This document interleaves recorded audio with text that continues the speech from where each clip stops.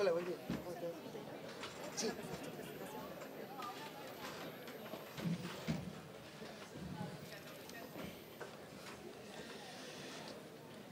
¿Podría bajar un poquito el aire?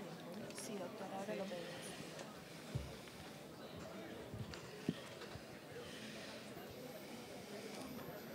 Bueno, muy buenos días para todos. Sean todos ustedes muy bienvenidos en esta nueva reunión del ciclo de este año 2017.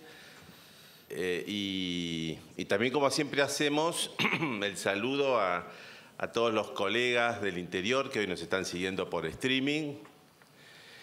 Quería saludar hoy muy especialmente a los colegas de Córdoba porque en el día de mañana comienzan las clásicas jornadas de finanzas públicas y en este año se celebran los 50 años de jornada de finanzas públicas en las cuales está también interviniendo este Consejo Profesional, así que un saludo muy especial. Y en la otra semana, en el periplo tributario que tenemos, el encuentro tributario también clásico de Tucumán, así que también un saludo a todos los amigos de Tucumán, que este año, dicho sea de paso, también cumplen 25 años. Así que van pasando los años, como ustedes ven, ¿no? Bueno, hoy vamos a comenzar esta nueva reunión. El agradecimiento, como siempre, a quienes nos acompañan. Hoy Graciela Manonelias, Marcelo Domínguez. Así que muchas gracias por acompañarnos. Ya los conocen a ellos porque hacen varios años que nos acompañan con este grupo de expositores. Hoy tenemos novedades de todo tipo. Todavía no terminamos de descansar de la jornada de ayer porque esto no se para, ¿no? Ayer tuvimos una jornada, veo que hay algunos que también nos siguen desde ayer. Ayer tuvimos una jornada importante sobre el tema de la actuación del profesional en ciencias económicas ante la ley penal tributaria. Y una de las cosas que nos quedó de ayer fue justamente que también la ley penal tributaria va a entrar en la discusión del cambio.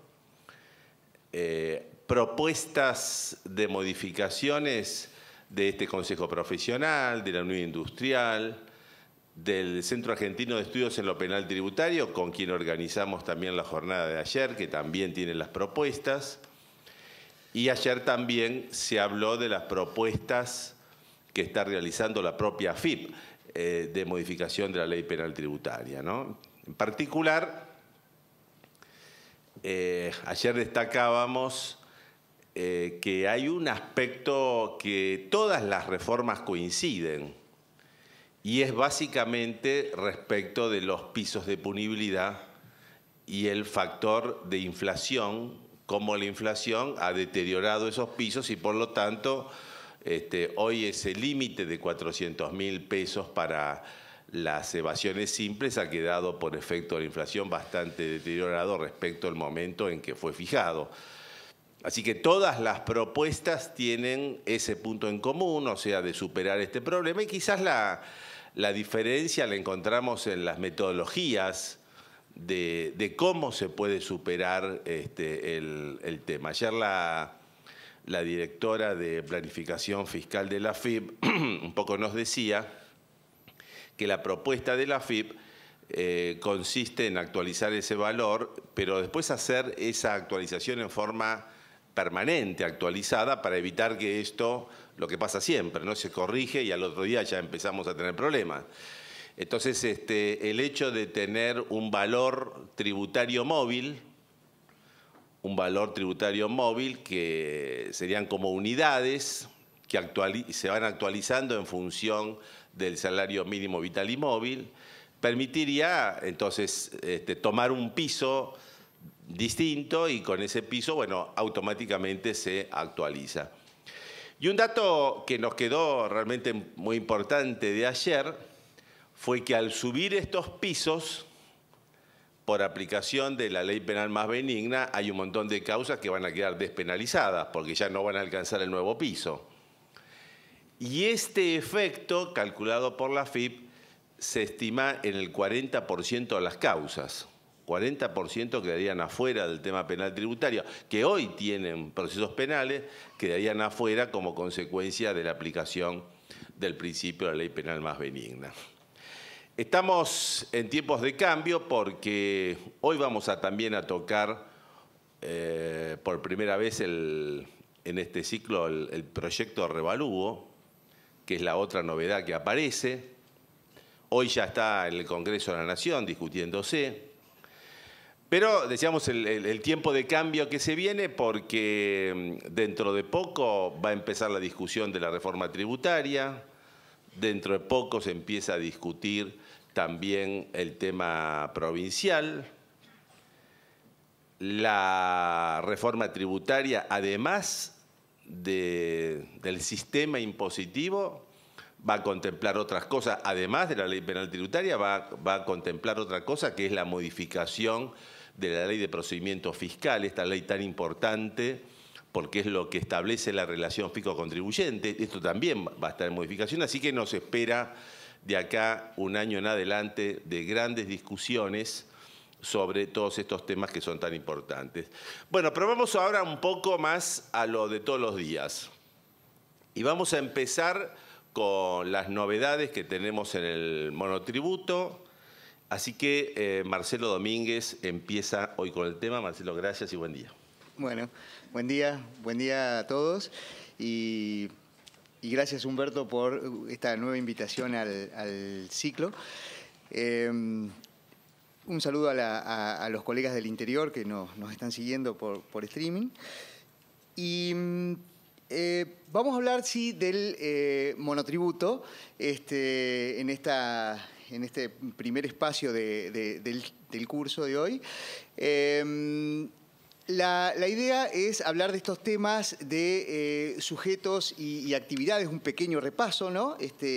Digamos, esto del monotributo tiene que ver con la recategorización o confirmación de categoría que vence hoy precisamente. Así que a esta altura ya todos debemos haber cumplido con esto de entrar a la web de la AFIP y recategorizar o confirmar categoría, pero digamos hacemos un repaso de aspectos a tener en cuenta, sujetos y actividades, sociedades monotributistas, algún pantallazo, la recategorización voluntaria y obligatoria, lo que vence hoy, la recategorización de oficio, por ahí esta es la parte más sustancial de la charla de hoy, ¿no? ¿Qué pasa si la AFIP no está de acuerdo con la categoría, ¿no es cierto?, que elegí para empadronarme hoy? Bueno, después los aspectos referidos a facturación y a postnet, que es lo nuevo para los monotributistas, y la renuncia al régimen, la baja de oficio, los aspectos que tienen que ver con la exclusión, que esto también es un aspecto importante porque, bueno, seguimos pensando que el estar en el monotributo es como el paraíso y salir del monotributo es el abismo, ¿no? por las consecuencias del régimen general. Entonces, el tema de la exclusión y cuáles son los parámetros de exclusión es algo que siempre está vigente, ¿no? Este material está hecho sobre la base del curso que se dio acá en el Consejo el 4 de septiembre, que están abajo, que es por las asesoras del Consejo, Karina Janusevsky, Verónica Agüero y Adriana Gutiérrez. Así que esto va a ser un compilado de media hora. El que quiera verlo en profundidad tiene que ir a las que saben, que son las chicas, asesoras tributarias del Consejo, y pueden entrar en YouTube, que va a estar el video de la exposición y el material de ellas. Así que bueno, y gracias a las tres por este aporte, ¿no?, para el curso de hoy. El resumen entonces de la exposición es el monotributo. Sabemos que es para personas físicas, sucesiones indivisas en la medida que cumplan los parámetros hasta la declaratoria de herederos, integrantes de cooperativas de trabajo y las sociedades simples, ¿no es cierto?, lo nuevo del Código Civil y Comercial, en la medida que cumplan los parámetros de ingresos brutos, ¿no?, y las magnitudes físicas, el precio unitario hasta los 2.500 pesos por unidad, no es monotributista el que importe, porque para inscribirse en el registro de importadores y exportadores tiene que estar inscrito en el IVA. Y el tema que más nos va a ocupar hoy es esto de hasta 3 actividades o hasta 3 unidades de explotación, porque por ahí las causales de exclusión pasan básicamente por los ingresos. Si me paso, ¿no es cierto?, los 700.000 en servicios o el 1.050.000 en el año para venta de bienes, o esto de tener más de 3 actividades, o más de 3 inmuebles alquilados o lo que sea. Los ingresos brutos, el aspecto a tener en cuenta, me parece a mí, es esto de que el parámetro es operaciones por cuenta propia o ajena.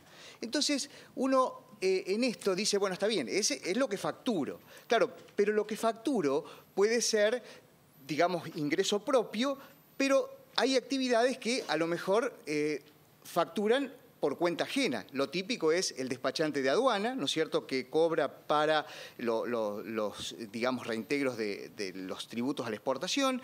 El escribano, ¿no es cierto?, que a lo mejor tiene que actuar como agente de recaudación para el fisco. Y el tema es, bueno, ¿qué parámetro utilizamos en esos casos? Por ahí el despachante, el escribano, dice, bueno, yo facturo solamente lo que es mi honorario, mi comisión, el resto irá por reintegro de gastos, ¿no es cierto?, como para que no me saque del monotributo esto de facturar por cuenta ajena. Es un tema, creo yo, de los más difíciles de reglamentar, porque entra en el tema del reintegro de gastos, ¿no? Y si el reintegro de gastos lo vemos en un sentido amplio, uno podría decir, y bueno, yo en el estudio, por ahí, cobro, no sé, una factura de 10.000 pesos, pero digo que 1.000 son honorarios y 9.000 son reintegro de gastos, porque tengo sueldos, tengo empleados que prestan servicios, y entonces la FIP me va a decir, no, no es así, porque entiendo que tenés gastos para eso, pero lo que te categoriza en el monotributo son los 10.000 de bruto y no los 1.000 que vos decís que es tu ganancia por la atención del cliente. Digo, ¿no?, como para ir de un extremo de cosas que se pueden ver fácilmente, como puede ser el escribano o el despachante, a otras cosas que si, digamos, me dejan facturar por cuenta ajena, yo puedo bajar, ¿no es cierto?, lo que es mi ganancia, que es lo que me empadrona en el monotributo, ¿no? No son computables los ingresos provenientes de la venta de bienes de uso, los cargos públicos, relación de dependencia, jubilaciones y pensiones. Fíjense, estos aspectos son los que hace que el monotributo no sea solo de los pequeños contribuyentes. Cualquier contribuyente rentista, cualquiera que tiene inmuebles en alquiler o que tiene sueldos importantes o que tiene participación en sociedades que no están en el monotributo o que es director, por ahí tiene ganancias importantes por las cuales no tiene que emitir factura. Estamos hablando de participación en utilidades, en ser director, en ganar un sueldo. Entonces, a lo mejor dice, bueno, pero ahora necesito emitir factura porque me salió una changa o porque, no sé, tengo que cobrar un honorario por fuera de lo que hago, ¿no es cierto?, en esta tarea de dirección o de participar en utilidades. Y siempre está la posibilidad del monotributo para inscribirme, siendo que no soy pequeño contribuyente porque mis ingresos totales son altos, pero para emitir factura me inscribo en el monotributo y esos ingresos que tengo en otra actividad no me sacan del monotributo, porque está expresamente dicho, ¿no es cierto?, que no son computables para permanecer en el monotributo los ingresos provenientes de otras actividades. Entonces, eso hace que cualquier persona que tenga ingresos importantes también puede ser monotributista, a los efectos de emitir la factura, ¿no es cierto?, y cobrar los honorarios o los servicios que esté haciendo por fuera de su actividad principal. Tengamos en cuenta que con esto del sinceramiento fiscal, los alquileres del exterior pueden entrar en el monotributo, o sea, una persona que sinceró un inmueble, esto lo dice el ABC de la FIP, y que tiene el inmueble alquilado en el exterior, puede seguir estando en el monotributo y ese inmueble alquilado será una de las unidades de explotación, ¿no es cierto?, que en la medida que no supere las 3 podrá permanecer, y que no supere los parámetros, ¿no es cierto? El alquiler también va a estar dentro del parámetro del monotributo. Las causales de exclusión. Acá, digamos, cuando hablamos de las 3 actividades o 3 unidades de explotación, tenemos que pensar en los puntos de venta, o sea, en aquello que impacta en la FIP. Si yo tengo más de un punto de venta, y es probable que me digan, bueno, pero entonces tenés más de una actividad, ¿no es cierto?, por la cual emitís factura o lugares distintos.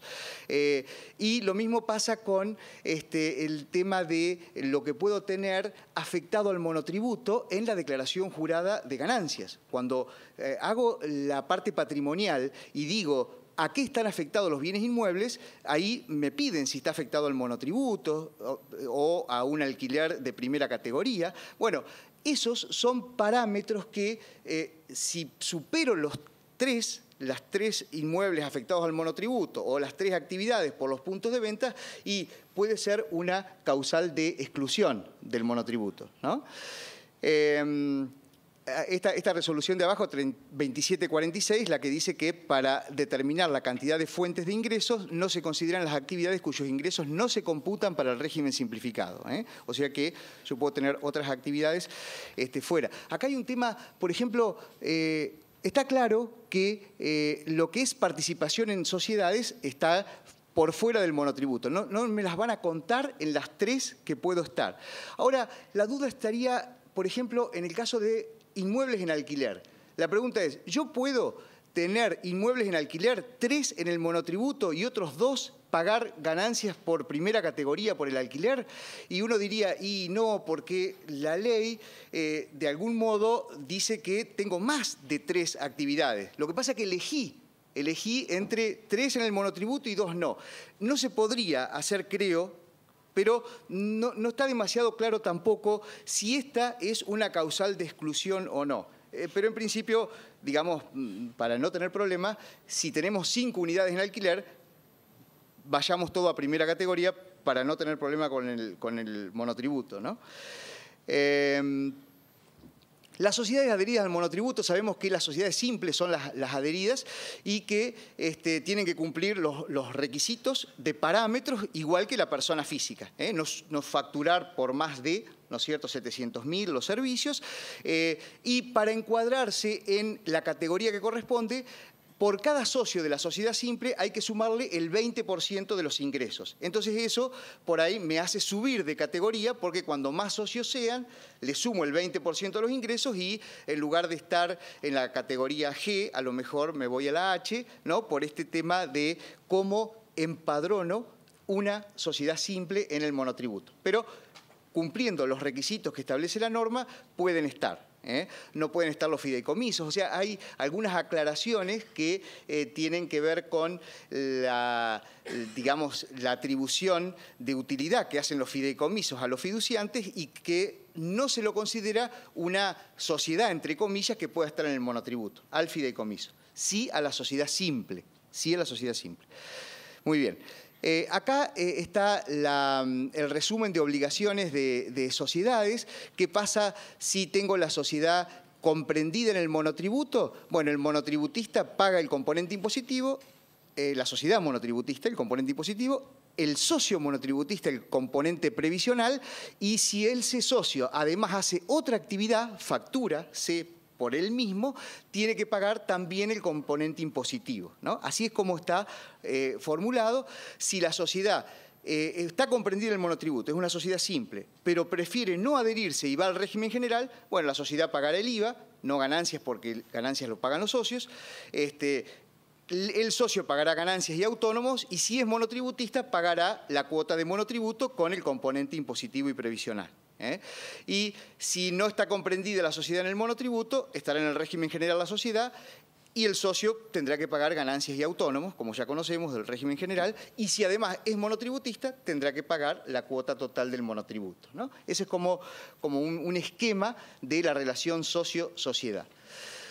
Pasando a la recategorización cuatrimestral, acá estamos en el mes de septiembre, donde tenemos que comparar los ingresos acumulados desde septiembre del 2016 hasta agosto del 2017, ¿no? Los últimos 12 meses, y eso es lo que de algún modo me hace encuadrar en las categorías que tiene, digamos, el cuadrito de la FIP, ¿no es cierto?, la categoría que corresponde, y estamos en una recategorización anual obligatoria, ¿no es cierto? Esto es lo que sale por reforma de principios de año, donde la de septiembre es obligatorio, entonces todos tenemos que entrar, los monotributistas, para, digamos, confirmar la categoría o cambiar de categoría.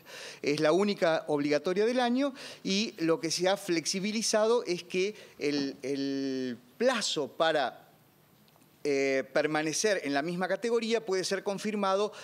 Digamos, los que son de la F a la K tienen que ser hoy como vencimiento y los que son de la A a la E hay meses posteriores. La última recategorización o confirmación puede ser el 20 de diciembre, para los que tienen categorías más bajas. Pero si no, los de categorías altas son los que vencen hoy. Y la consecuencia es que si no cumplo hoy, estando en una categoría de tener que empadronarme, me va a salir el bloqueo de la constancia de la opción de monotributo, que era lo mismo que pasaba antes cuando no hacía la categorización o el régimen informativo cuatrimestral. ¿Se acuerdan? Que, bueno, si no lo hacía, no podía obtener la constancia de monotributista. Ahora es probable que se configure la página de la FIP para que me bloquee la obtención de constancia como monotributista y me va a salir el cartel que no hice los deberes, ¿no?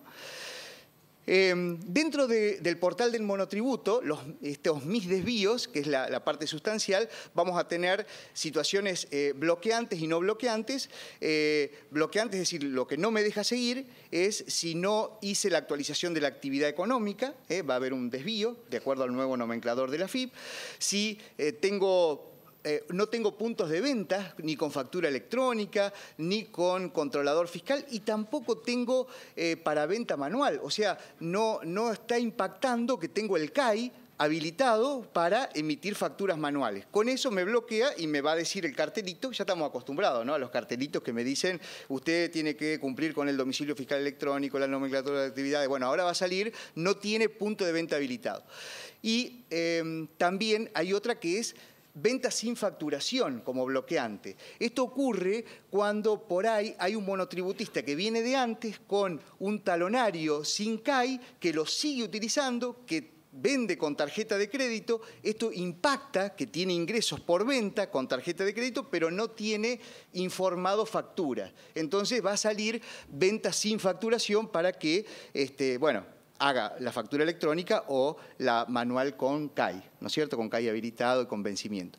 Eso es lo bloqueante. Lo no bloqueante es cuando tengo punto de venta, pero a lo mejor no tengo la factura manual de resguardo, ¿no? Que eso la tengo que tener, que es un problema, porque por ahí uno dice, bueno, ¿para qué la necesito si hago todo en factura electrónica? La otra vez en el simposio estuvo un funcionario de la FIP, Sergio Rufail, que dijo, bueno, esto es para resguardar al cliente que tiene el derecho a pedir factura. Entonces, si uno va al negocio del monotributista y le dice, no tengo luz o no me anda internet, no te puedo dar la factura, entonces se preserva, digamos, el derecho a que le den la factura si tiene el talonario manual, ¿no? Ese es un poco el tema de la factura de resguardo. Pero, bueno, tiene un plazo de 2 años, por ahí no se usan, en fin, es un tema que a lo mejor lo van a revisar, ¿no? Bien, este es el tema. Entonces, lo no bloqueante me deja seguir, pero me avisa que tengo que solucionar algún problema.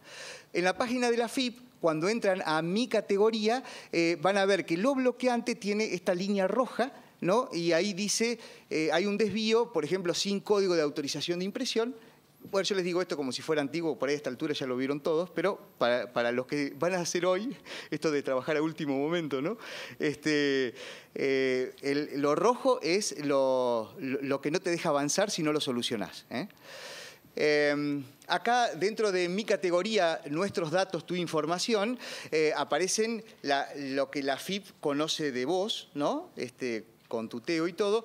Por ejemplo, hay situaciones del ejemplo 2, del monotributista. Esto lo saqué de las chicas del curso del monotributo, lo nuevo, ¿no? que está el monotributista, que es empleador con controlador fiscal y venta con tarjeta de crédito, y ahí aparece el tema de los ingresos entre septiembre y agosto del 2017 de 103.000, claro, porque es lo que está con factura de crédito y débito.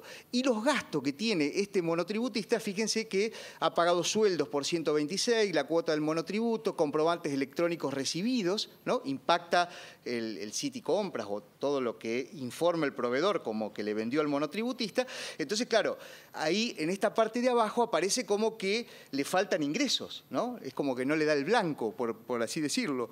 Entonces, pero ¿qué pasa? Esto es solamente lo que vendió con tarjeta de crédito. Por ahí, si informó ventas sin tarjeta de créditos o en efectivo que superen los gastos, entonces no va a tener problemas en permanecer al monotributo, lo que sí tiene que estar en una categoría acorde con los gastos. No puede seguir en una categoría por los 103.000 que están abajo como ingresos, sino que tiene que subir bastante para cubrir los gastos que conoce la AFIP. Eso sería lo recomendable, porque si no va a venir la recategorización de oficio. ¿No? Es como que no cubrís los gastos, va a ser la respuesta, ¿no? Bueno, confirmar categoría o quiero recategorizarme son las opciones que tiene después de informar lo que conoce la AFIP sobre el monotributista. Eso sería lo que venció hoy. Y la recategorización de oficio, acá, digamos, hasta ahora veníamos con una resolución de AFIP 2847, donde era vía inspección, y ahora estamos con los cruces informáticos y la resolución 4103, que es la publicación de los excluidos en el boletín oficial, ¿no? Primer día hábil de febrero, octubre y junio aparece la lista de monotributistas excluidos. Y lo que está previsto es un plazo y también se notifica vía, digamos, domicilio electrónico, ¿no? O por e-ventanilla. Y a partir de la publicación en el boletín oficial o la notificación en e-ventanilla, lo que sea posterior, el contribuyente tiene 15 días para presentar el recurso de apelación ante el director general, que es un recurso ahora informático que se presenta a través de la aplicación Moreo, que es monotributistas recategorizados de oficio, que no tiene efecto suspensivo, pero que es un poco la forma que está prevista para oponerse a esta recategorización de oficio.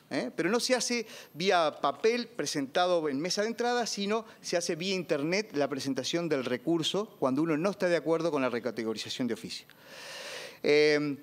Dos palabras sobre la obligación de aceptar tarjetas de crédito. Bueno, esto es el que vende cosas muebles, únicamente puede utilizar o presta servicios de consumo masivo, tiene obligación de aceptar tarjetas de débito, transferencia bancaria, tarjetas prepagas no bancarias, ¿no? Entonces, esto tiene que ver con los postnet, ¿no? Y hasta se puede utilizar el postnet en el teléfono, ¿no? Una de las fotos de ahí, esos son los distintos modelos de postnet, y si no uso postnet para cobrar las ventas, tendré la sanción de clausura. Este es el encuadre, ¿no? Porque no estoy, digamos, cumpliendo con las normas de facturación y en este caso de cobranza previstas por la AFIP.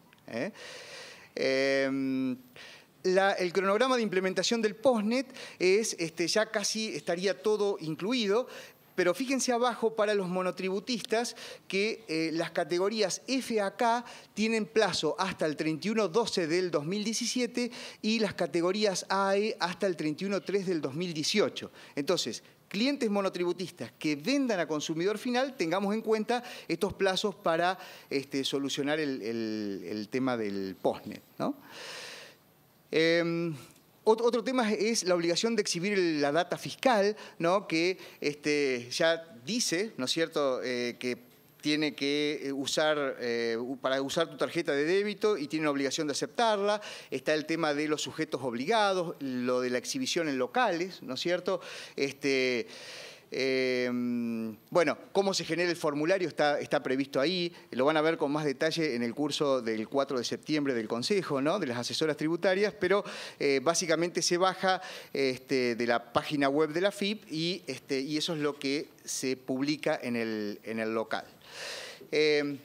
Los monotributistas tienen la obligación de pagar el monotributo ya no en efectivo, sino por transferencia bancaria. Estos son los medios de pago habilitados. Para las últimas categorías, la obligación es desde noviembre del 2017. Pero digamos que hoy ya los bancos no aceptan el pago del monotributo en efectivo, sino que hay que hacerlo vía BEP, ¿no? por el home banking. El sistema de emisión de comprobantes,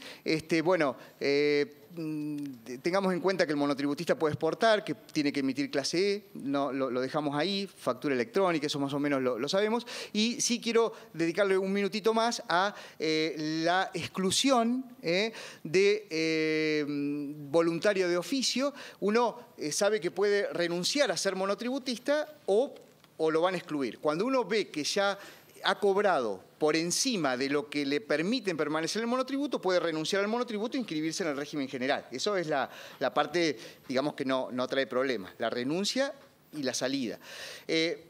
Pero también están, digamos, eso es cuando excedo los parámetros, pero también están los presupuestos fácticos que implican o salgo o me sacan, ¿no es cierto?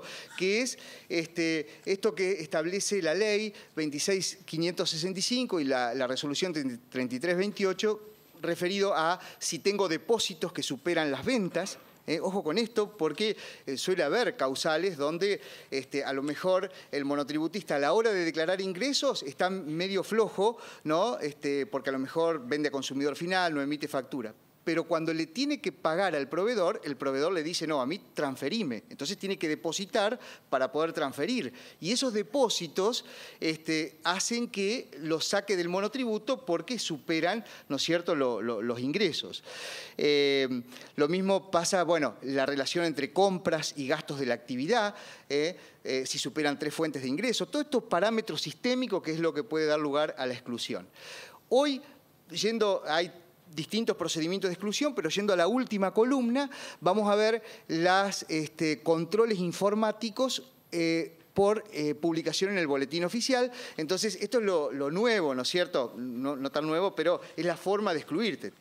Te publican en el boletín oficial y el contribuyente accede a los motivos en el portal del monotributo, que es exclusión por pleno derecho, y en 15 días puede apelar esa exclusión. Esta sería la regla actual de exclusión del monotributo, ¿no? Los otros anteriores, ven que hay una resolución del 2010, otra del 2012 y la otra del 2014. Digamos que la que se aplica es esta última, la otra tenía que ver más con exclusiones.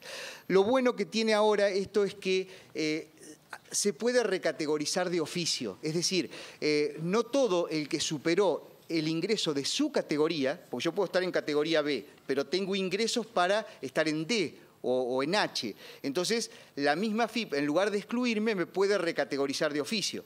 Esto fue una de las últimas modificaciones, porque antes, es decir, si a vos no te da para la B y elegiste B, te tenés que ir del monotributo, ¿no? Es un cambio, me parece importante, como para no pasar al régimen general, sino tener esta instancia de la recategorización. Bueno, los excluidos van a estar, los podemos consultar en el monotributo, dice seleccione el quit y ahí se van si está excluido o no. Esto está en la página web de la FIP. Y los efectos de la exclusión, digamos, es el alta en el régimen general. Este es el efecto inmediato, ¿no es cierto?, de estar excluido. Y el efecto también es no poder volver al régimen simplificado por el término de 3 años, y estos 3 años son años calendarios. O sea que si estoy en una causal de exclusión en enero, ¿no es cierto?, del año 2017, o me excluyen porque superé los ingresos, el plazo para no poder volver se cuenta desde el 1 de enero del 2018, o sea, del año siguiente, y por 3 años, ¿no es cierto?, donde ahí estaría habilitado nuevamente para volver. Esto hay que diferenciarlo de la renuncia, porque en la renuncia, si bien en principio también tengo los 3 años, pero si cambio de categoría, esto es artículo 37 del reglamento del monotributo, si cambio de categoría puedo volver cuando quiera. Entonces, una cosa es por renuncia y con cambio de categoría vuelvo cuando quiera, y otra es por exclusión o por renuncia y quiero volver en la misma categoría, tengo que esperar 3 años.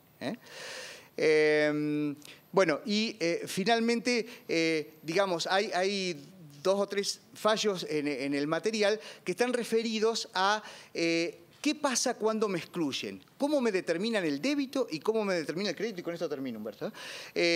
¿Cómo me determinan el débito y el crédito fiscal? Porque claro, mientras estuve en el monotributo, emití facturas C y cuando compré con facturas B porque era consumidor final a la hora de comprar.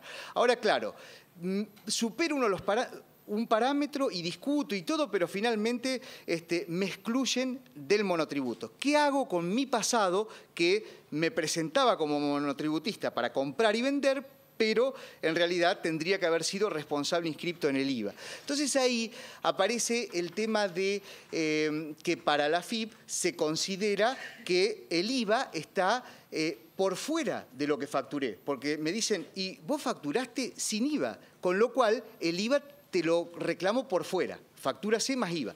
Entonces el contribuyente dice, no, pero yo no lo cobré al IVA, yo facturé el C, era el total facturado. Entonces para mí el IVA está por dentro, ¿no es cierto? Tendría que ser dividido 1.21 por 0.21 y eso será el IVA por dentro. Bueno, esta discusión todavía no está resuelta, pero por ahora el Tribunal Fiscal ha dicho que habría que considerar los ingresos, digamos, con el IVA incluido, ¿no? Pero digamos que todavía no está resuelto porque es como que hay razones de los dos lados, ¿no? Lo cierto es que cómo se está... Y paso al crédito y le digo cómo me parece que se está resolviendo el tema. En el crédito fiscal pasa lo mismo. Yo, cuando compré, me dieron factura B porque no era responsable inscripto, y si quiero tomarme el crédito fiscal de esas facturas B, me dicen, la AFIP, no te lo puedes tomar porque no está discriminado. Entonces, no te lo puedes tomar. Y cuando esto llegó a la Cámara, le dijeron, sí, procede el cómputo de créditos fiscales porque, dada su condición de monotributista, no podía pedir factura con IVA discriminado. Entonces se lo dejo tomar. Fíjense, tampoco está claro porque la AFIP sigue pensando lo mismo, ¿no es cierto? El débito por fuera y el crédito no te lo puedes tomar si no está discriminado, y la Cámara o el Tribunal Fiscal por ahí le da la razón al monotributista excluido. El tema me parece que va a ser este dictamen 55 del 2009, perdón, tiene este tema de procede el cómputo del crédito fiscal refacturado. Es como decir, bueno, si vos eras monotributista y te tomaste el crédito, o sea, y te dieron factura B, pedile al proveedor que te cambie la factura B por la factura A y ahí sí te la dejo tomar, ¿no es cierto? Esto un poco surge de este dictamen 55 del 2009. Y lo mismo puede pasar con el débito. Si vos sos monotributista y emitiste factura C, decile a tu cliente que ahora le vas a emitir factura A con IVA por encima de la factura, que te pague el IVA, que él se lo tome como crédito fiscal y vos se lo pagás a la AFIP. No sé si se va a resolver de esa manera, pero, porque parece medio extraño, pero es la forma que de algún modo compatibiliza lo que quiere la AFIP, que el IVA vaya por fuera, y la posibilidad de recuperar el IVA por parte del monotributista que en su momento no lo cobró. Claro, no es tan fácil el tema. En teoría uno puede decir, sí, decirle al cliente, el cliente va a decir, no, yo te compré con C y olvídate si es consumidor final. No voy a ir a buscar para que me paguen el IVA de la factura C que le di. O sea, no es simple el tema. Simplemente yo lo quiero decir como para tratar de conciliar las posiciones. El tema de la refacturación podría ser una salida en los casos que se pueda y que quiera el proveedor en un caso y que quiera el cliente en el otro caso. Y para finalizar, en el simposio, cuando habla Sergio Rufail, que es el subdirector general de Servicios al Contribuyente de la AFIP, tiene una exposición que es la que está acá sobre el monotributo y sobre lo nuevo en materia de constatación de datos de la AFIP. Y siempre es bueno saber qué es lo que está pasando para la AFIP. Esto también está en la página del Consejo, está en YouTube, es la segunda jornada del simposio, y me parece importante el ver los avances que hay desde la administración tributaria en este tema, ¿no? Como en otros que tienen que ver con lo electrónico. Así que, bueno, eso sería todo, Humberto. Gracias. Muchas gracias, Marcelo. Bueno, vamos a...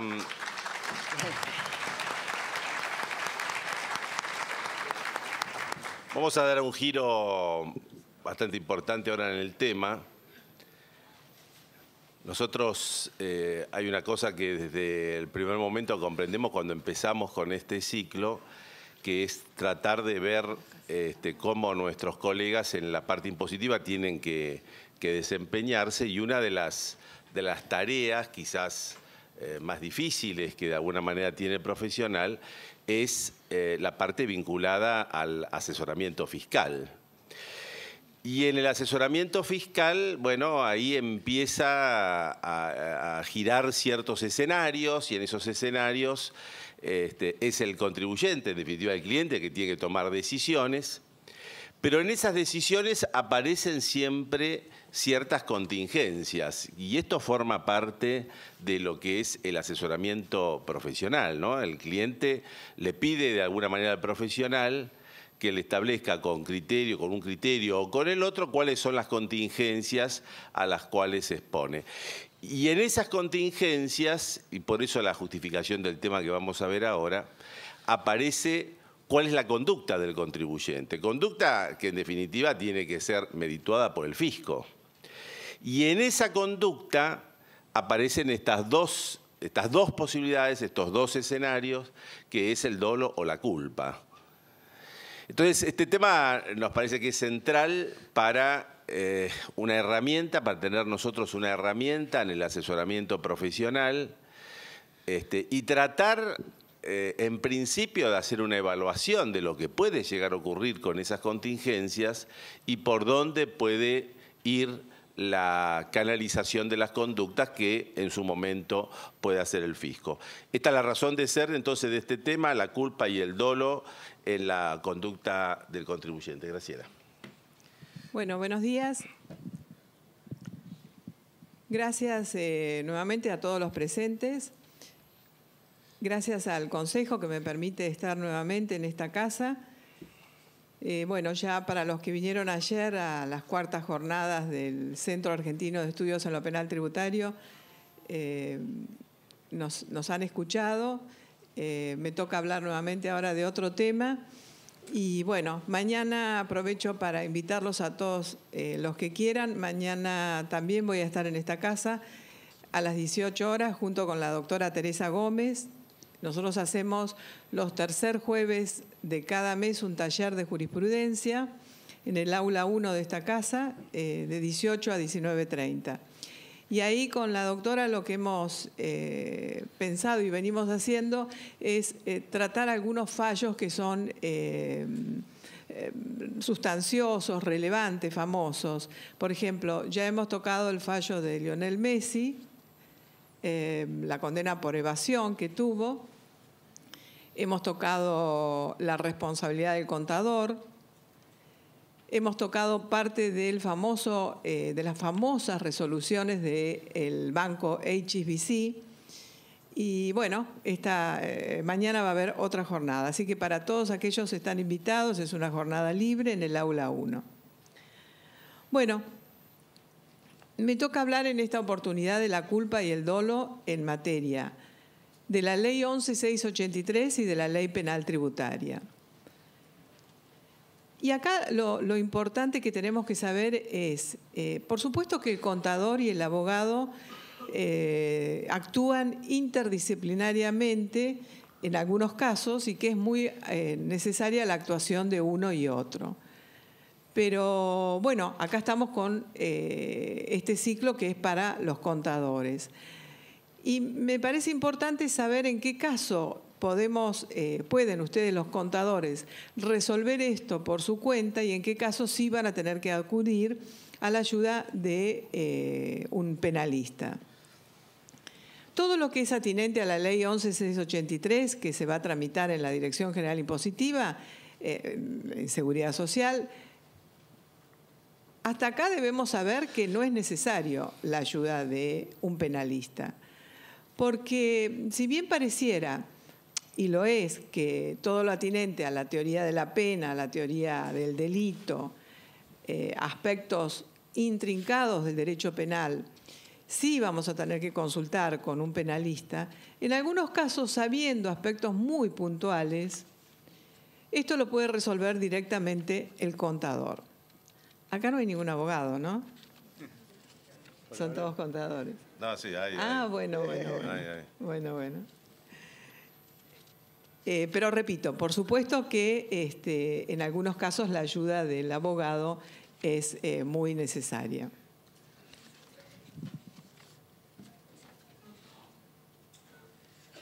Frente a una resolución que va a tratar sobre el artículo 45 o 46 de la Ley 11.683, todos sabemos que el artículo 45 es la multa por negligencia del contribuyente y el artículo 46 es la multa por defraudación, donde acá sí ya tocamos el fraude. Esta conducta muy vinculada al derecho penal. Por supuesto, la negligencia también está intrincada dentro del derecho penal. Pero a ver, ¿qué camino tenemos que recorrer? ¿Qué tenemos que saber? En cuanto a la culpa, lo primero tenemos que saber es que en la culpa no existe, como en los delitos dolosos, una coincidencia entre lo querido y el resultado. ¿Por qué es esto? Porque lo querido en la negligencia, ¿qué fue? Bueno, cumplir con todas las presentaciones que me pide el organismo recaudador. Por ahí me olvidé algo. Por ahí me equivoqué en alguna cosa. Esto es la negligencia. Entonces, no hay coincidencia, repito, entre lo querido y el resultado. Porque yo quería estar bien con el organismo recaudador. Pero ¿qué pasa? Me olvidé de algo, fui negligente y me lo están reclamando ahora. Y además de reclamármelo para que pague lo que falta, me están aplicando una multa. Una multa por negligencia. Ahí tenemos ejemplos. En la omisión de impuestos del artículo 45, el contribuyente pudo haber consignado en su declaración un monto inexacto. Pero lo importante es saber que no lo hizo dolosamente, no lo hizo con intención, se equivocó. Todos nos podemos equivocar. Lo que pasa es que en materia impositiva, esa equivocación, que puede ser grande o no, nos va a traer aparejado, lamentablemente, una multa. ¿Cuál multa? La del artículo 45. ¿Qué elementos son los que me llevan a esta pequeña torpeza, por así decirlo? La imprudencia, la negligencia, la impericia en el arte o profesión y la inobservancia de los deberes o reglamentos. Estas características, estas cuatro modalidades, por decirlo así, la tenemos tanto en la 11.683 como en la Ley Penal Tributaria. Perdón, en la Ley Penal Tributaria son todos dolosos, como en el Código Penal, la culpa y el dolo. Esto es lo mismo con mayor intensidad en la 11.683 y en la 24.769. Este delito culposo, esta negligencia, ¿qué aspectos tiene? La violación del deber de cuidado. ¿Por qué? Y porque yo debí ser un poco más cuidadosa en la presentación que hacía. A raíz de no haber sido cuidadosa, me imputan el resultado objetivamente. Usted debió cuidarse más cuando hacía la presentación. ¿No se cuidó? Bueno, entonces adelante. El aspecto subjetivo de este delito culposo, que repito, no coincide lo que yo quise con el resultado que obtuve, es la finalidad del autor, que a lo mejor acá en el delito culposo, en la culpa, esta finalidad no se puede ver muy bien. Se ve mucho mejor, ahora lo vamos a ver en el dolo. Porque, repito, yo no tuve la finalidad de equivocarme. Pensé que estaba todo bien. Después me di cuenta, con el reclamo que me hace la AFIP, que estaba mal. Finalidad del autor, previsibilidad del resultado. Y sí, yo debí prever. Tendría que haber repasado todo bien con mi contador para saber que estaba todo correctamente declarado. Un conocimiento potencial, o sea, está todo vinculado. En resumen, esto, ¿qué tuve que haber hecho? Y tuve que haber sido un poquito más prudente antes de darle todo al organismo recaudador. Clasificaciones de la culpa, esto con palabras que a lo mejor parecen difíciles, culpa consciente o con representación, culpa inconsciente o sin representación, es muy sencillo. La culpa consciente se representa que a lo mejor, o sea, yo sé que estuve apurada ese día que le llevé todo al contador. Y bueno, a lo mejor me pude haber representado, pero ni se me ocurrió que algo estaba faltando en esa presentación. Esta es la culpa consciente o con representación. La inconsciente, ni por las tapas me imaginaba que me iba a equivocar en esta presentación. Ahora, tipos dolosos. Acá sí ya viene un problema mayor. Un problema mayor que, repito, todavía dentro de la AFIP lo puede solucionar el contador. Porque convengamos que el dolo, la intención, la voluntad deliberada de cometer un fraude, un engaño, es bastante fácil de darse cuenta, ¿verdad?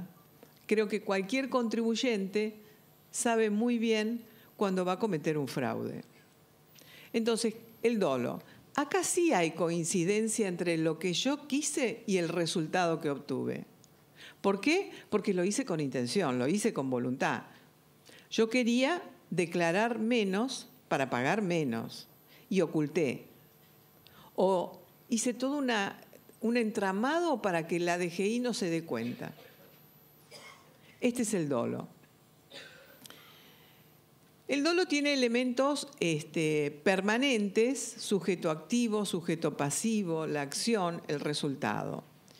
Y algunos elementos ocasionales que esto se ve más dentro del derecho penal. ¿Cuáles son esos elementos ocasionales? Por ejemplo, cuando en derecho penal hay una quiebra fraudulenta, bueno, tengo que conocer lo que es quiebra. Pero bueno, esto no interesa demasiado dentro de la 11.683. Y el elemento subjetivo, este es muy importante en los delitos dolosos. ¿Cuál es el elemento subjetivo? Que lo vemos en el artículo 46, es el conocer que yo estaba defraudando al fisco, que lo estaba engañando. Y en base a eso hice todo un entramado para que no se dé cuenta.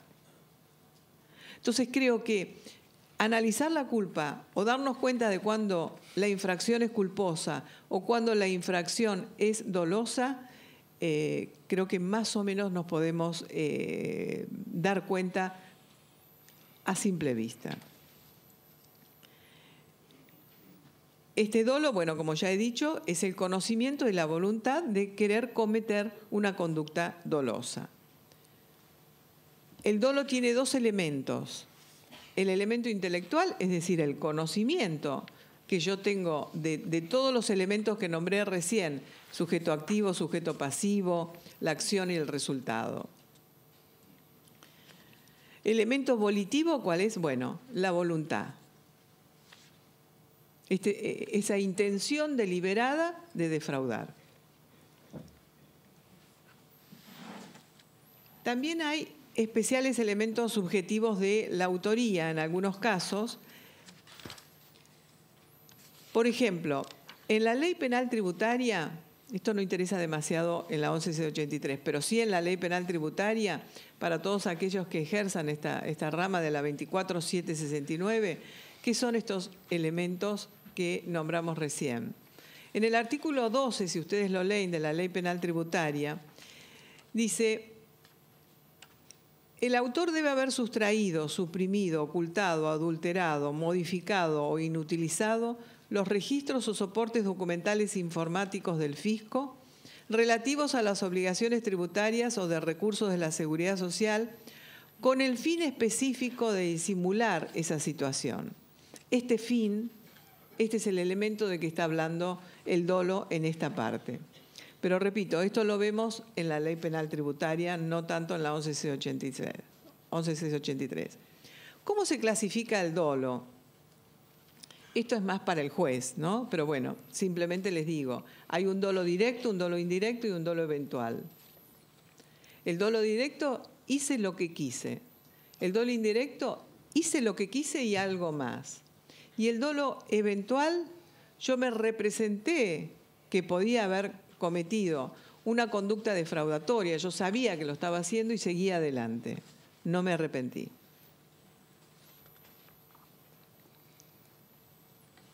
La tipificación de las infracciones tributarias, acá tenemos el artículo 45 y 46, que no hace falta que lo leamos. Y vamos a ver algún aspecto de la jurisprudencia que se ve en esto de la culpa y el dolo, cómo ha reaccionado la jurisprudencia. Contestación a todas las argumentaciones. Sabido es que el contribuyente se defiende, ¿no es cierto? Y cuando se defiende, bueno, utiliza todas sus armas y bien hecho está. Ahora, muchas veces los contribuyentes se ofenden porque los jueces administrativos no le contestamos todo lo que nos puso en su defensa. Acá la jurisprudencia lo que ha dicho, el juez no está obligado a contestar todo lo que se diga en esta contestación a la imputación que le hizo la DGI, sino solamente aquellas partes que considere que son importantes para la adecuación de la resolución que va a venir luego. Si bien este es un fallo de corte, esto es aplicable en materia administrativa para cuando resuelven los jueces administrativos y en materia judicial. La carga de la prueba. Bueno, en materia penal tributaria, como sabemos, se invierte la carga de la prueba. El organismo recaudador puede recurrir a cualquier medio de prueba, a todos los que más tenga para demostrarle al contribuyente que se ha equivocado con culpa o con dolo. Y es el contribuyente el que deberá probar que esto no es así. La carga de la prueba se invierte. En materia penal, muy importante, cuando ya entramos en los delitos de la ley penal tributaria, debemos saber que acá no se invierte la carga de la prueba. O sea, para hacer una denuncia, el organismo recaudador tiene que estar perfectamente munido de toda la prueba, porque el contribuyente, cuando está en la causa penal, no tiene que decir, bueno, esto no es así. O sea, es la DGI la que tiene que llevar todas las pruebas. Ahí, por supuesto, se va a defender. Pero acá no se invierte la carga de la prueba. ¿Por qué? Porque en materia penal se presume la inocencia. Rige, afortunadamente, la garantía constitucional que emana del artículo 18 de la Constitución, que es el principio de inocencia.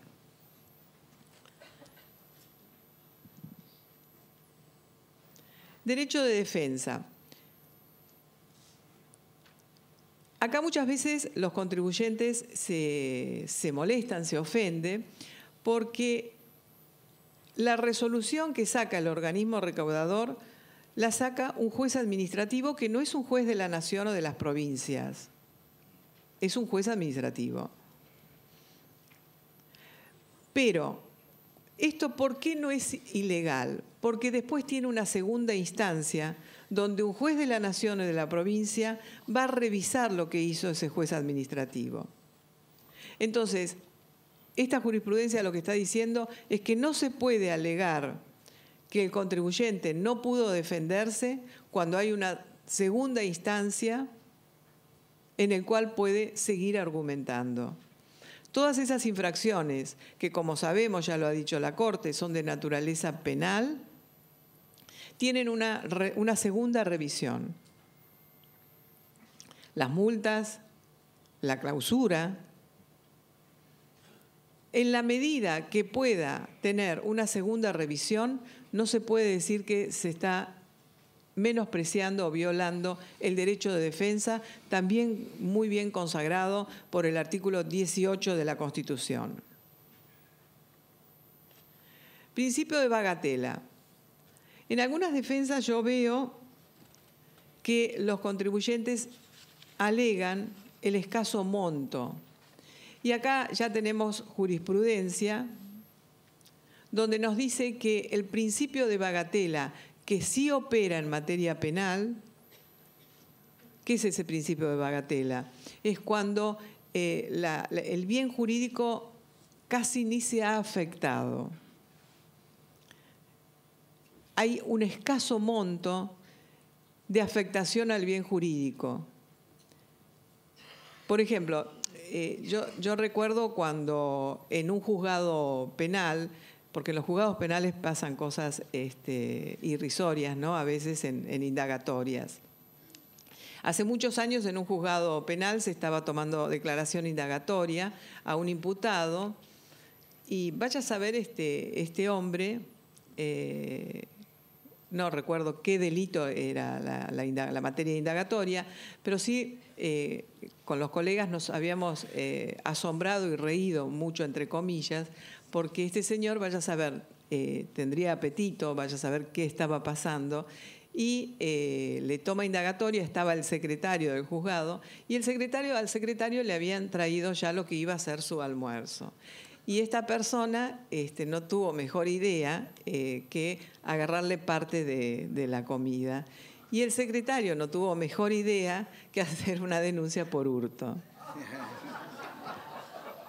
Esto que parece gracioso sucede en la realidad. Este es el principio de bagatela. Y suceden cosas peores, ¿no es cierto? Esto no viene al caso, pero ya que está se los cuento. Cuando hubo un fiscal que no era abogado y actuaba como tal, ¿no es cierto?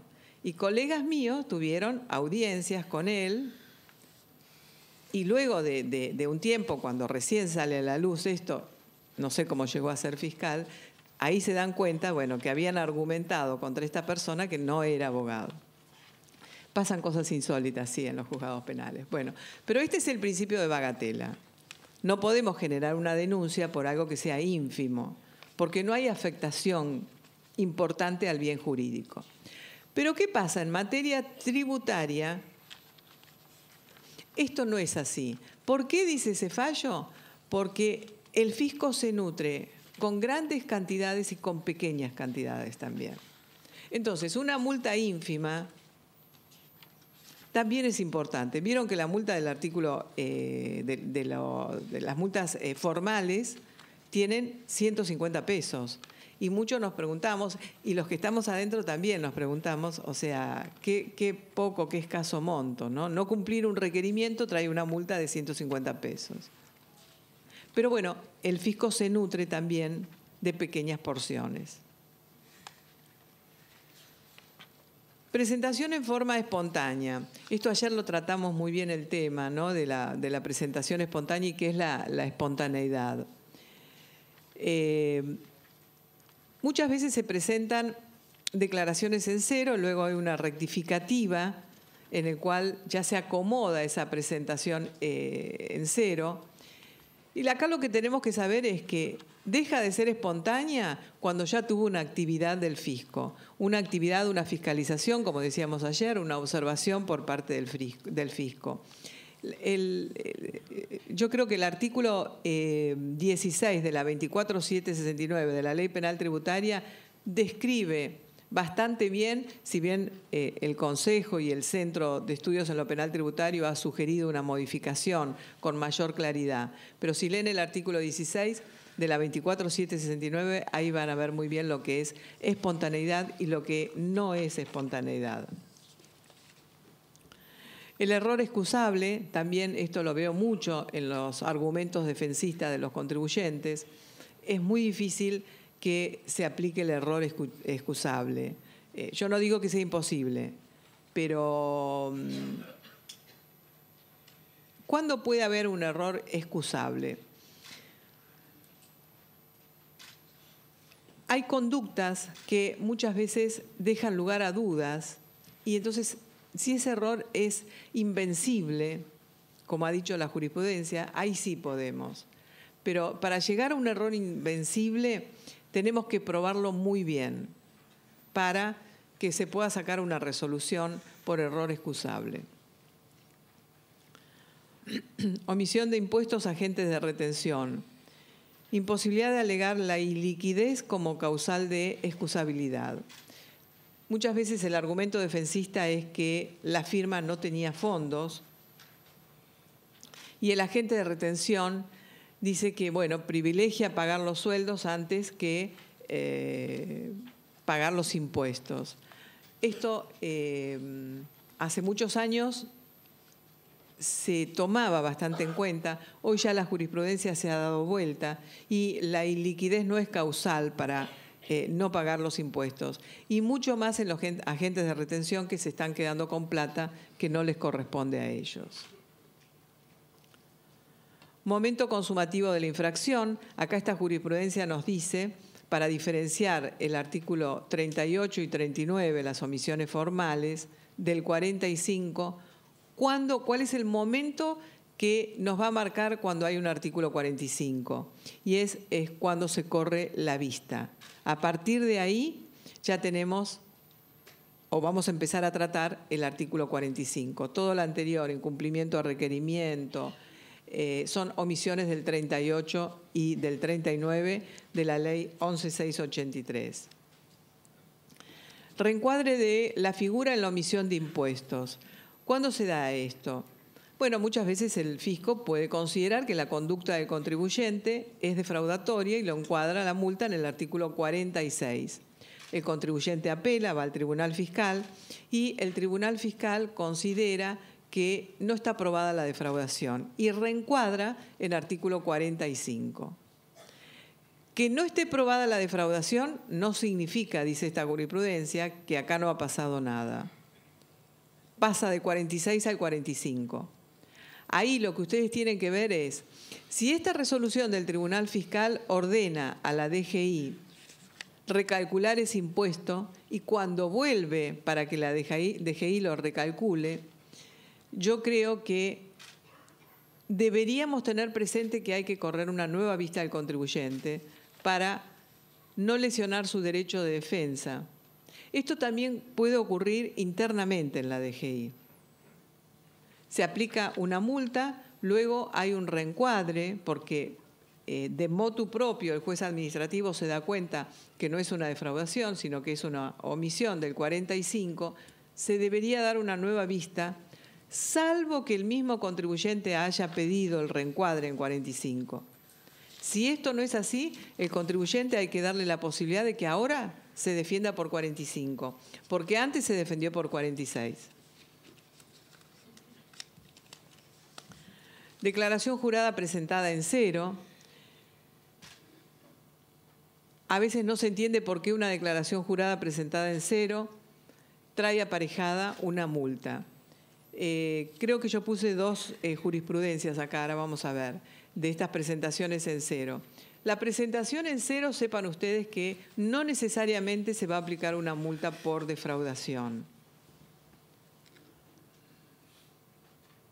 Esto dará lugar a una multa por artículo 45, salvo que existan elementos de prueba donde esa presentación en cero fue fraudulenta. Pero para esto hay que hacer una investigación importante, si no, da lugar a un artículo 45. Configuración de la infracción. Acá lo que trae esta jurisprudencia es las presunciones del artículo 47. Cuando nosotros aplicamos la multa por defraudación del artículo 46, también puede tener alguno de los incisos del artículo 47 que son presunciones. Presunciones que ustedes tienen que saber que son válidas solamente en materia de la 11.683. No son válidas para cuando vamos a hacer una denuncia. Salvo que esa denuncia tenga el conocimiento de ese inciso, que la DGI haya podido probar alguna de esas presunciones perfectamente y de ello se infiere que se ha tenido la voluntad de cometer un fraude. Pero primero tenemos que probar, o el organismo recaudador va a tener que probar fehacientemente alguna de estas presunciones.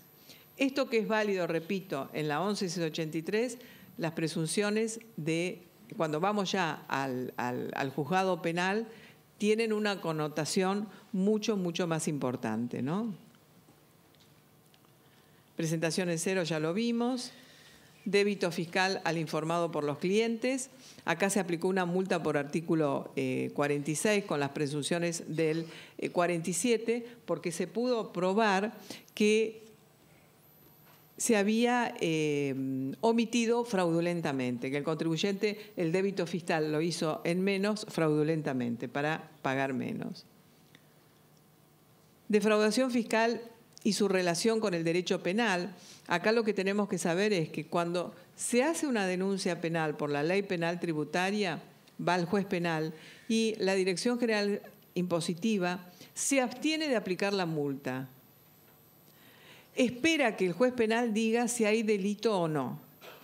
Si el juez penal dice no hay delito, vuelve a la dirección para que se aplique la multa. Pero esta multa debemos tener en claro que va a ser por artículo 45.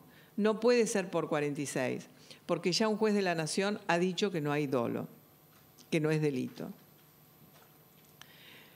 Distinto es el caso cuando el juez penal dice que cierra la causa por prescripción. Si el juez penal solamente dice que se cierra la causa por prescripción, porque ha pasado el tiempo en que el Estado tiene para investigar esto, esta es la prescripción, en este caso el organismo recaudador estaría facultado para aplicar artículo 46. ¿Por qué? Porque el juez penal no se metió a averiguar esto. Cerró la causa directamente porque prescribió. Diferencia en 100, estamos sobre la hora, presunciones de dolo ya lo vimos. Sí quiero terminar con estas pautas que ha emitido el organismo recaudador en el caso de las tan famosas facturas apócrifas, cuando nos encontramos ya sea en materia penal, cuando hacemos una denuncia o cuando aplicamos un artículo 46, cuando hay facturas apócrifas. El solo hecho de que nos encontremos en la fiscalización con una factura apócrifa, ya de por sí esto no da pie para que apliquemos una multa por defraudación o que hagamos una denuncia. ¿Por qué? Porque debemos analizar un poco el tema, y para esto estas pautas tan importantes, antes de hacer una denuncia, aplicar un artículo 46, porque puede suceder que esto no haya sido doloso, que a mí me dieron una factura trucha, como se dice en la jerga, pero yo no me di cuenta, o sea, no lo hice adrede. Y ahora vamos a ver cuándo nos vamos a dar cuenta si es adrede. ¿Qué tenemos que tener en cuenta? Respecto al contribuyente que estamos analizando, ¿qué mecanismos tuvo la firma? ¿Qué mecanismos tuvo ese contribuyente internamente para que no lo engañen y le den facturas falsas? Segundo, recaudos adoptados para conocer al sujeto que emitió la factura.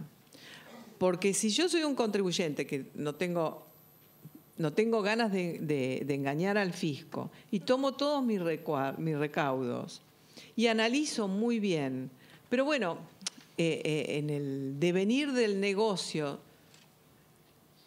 me dan una factura que no es la correcta y yo tengo todos los mecanismos de control interno, no me pueden imputar a mí esto porque no lo hice con intención. Volumen de comprobantes apócrifos. Y esto sí es importante, porque si yo soy un contribuyente en el cual me encuentran una factura apócrifa, pero si soy un contribuyente en el cual me encuentra un volumen importante de facturas apócrifas, y que a lo mejor una de las pautas es esa, esas las tengo con determinados proveedores con los cuales yo actúo, bueno, ahí creo que va a ser mucho más difícil probar que esto no lo hice con intención. El volumen es una pauta que tiene el organismo recaudador para poder ver cómo fue el accionar de este contribuyente. Temperamento adoptado por la empresa respecto de sus empleados. La empresa se desentiende del actuar de sus empleados? ¿O la empresa controla, tiene un mecanismo de control internamente para poder controlar esto? Si se puede probar, es un argumento importante. Inicio por parte del contribuyente de denuncia penal. Si internamente el contribuyente se entera que sus empleados son infieles, que son ellos los que están haciendo todas estas argucias, bueno, necesariamente va a ser responsable el contribuyente, sin duda, por la culpa invigilando.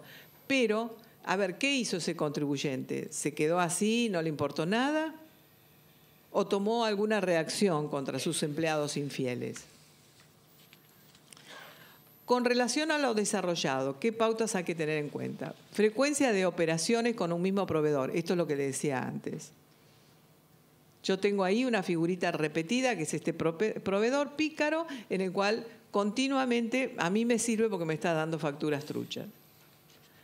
Comprobación de la identidad de las direcciones de IP desde donde se efectuaron las facturas electrónicas. Sepan ustedes que la Dirección General Impositiva es un organismo que cuenta con un nivel informático de primer nivel, con lo cual yo no digo que sea fácil detectar los fraudes, pero hay mecanismos internos de avanzada en el cual se puede comprobar muy bien esto, y si no, se le pedirá al juez aquello que no puede hacer el organismo recaudador. Indagar en orden a los sujetos responsables en la estructura del negocio de la usuaria que pudieran haber intervenido. Claro, si hay usuarias que también se interponen en esta cadena de fraude. O sea, no es solamente la usina. Ahí se me fue. Me faltaba 2 hojitas, si me las buscas, te agradezco. Estos mecanismos internos que nosotros, los funcionarios de la AFIP, tenemos volumen, creo que ya lo dije.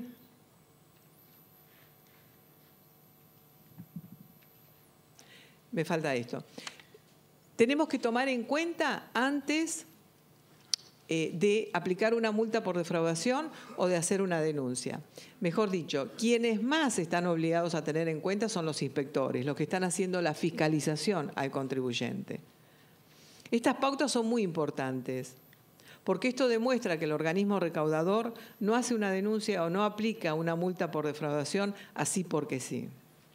Circuito financiero, este es otro tema que el inspector, el agente fiscalizador debe tomar en cuenta. ¿Cómo fue ese circuito financiero del contribuyente? ¿Operaba con bancos? ¿Qué tipo de bancos? ¿Está todo registrado el traslado del dinero? De tratarse de cooperativas, verificar qué hacen las cooperativas. Me ha tocado ver casos de denuncias en los cuales la cooperativa, además de esa pantalla de bien que hacen, encubren mesas de dinero. Por supuesto que hay cooperativas totalmente leales con el fin que tienen, pero sí me ha tocado ver detrás de esa pantalla mesas de dinero. En el caso que la operación concluya en una persona física, se deberá identificar a la misma, labrar acta en la cual conste actividad, domicilio, vinculación con el usuario y operación analizada. ¿Qué pasa si hay intermediarios? Porque en este circuito de las facturas apócrifas, cada vez el fraude cada vez se va perfeccionando más, ¿no? Y se ponen intermediarios, ¿para qué? Para hacer perder esta cadena del circuito. Si hay intermediarios, hay que tener, ¿qué tiene que tomar en cuenta? Antecedentes en la actividad económica del contribuyente. Características de la relación contractual con la persona física jurídica con la cual está contratando.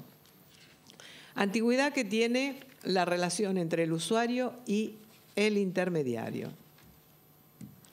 Repito, todos estos son mecanismos que a nosotros los funcionarios nos sirven muchísimo para cuando firmamos una multa o firmamos una denuncia, estemos seguros de lo que estamos haciendo. Más allá de que siempre todas estas infracciones y demás, por supuesto, la denuncia, van a tener la revisión judicial. De esta manera yo considero que no se afecta el derecho de defensa cuando se puede revisar. Muchas gracias. Muy bien, muchas gracias. Un camino realmente muy sinuoso ¿no? Cuando estamos frente a una declaración jurada inexacta.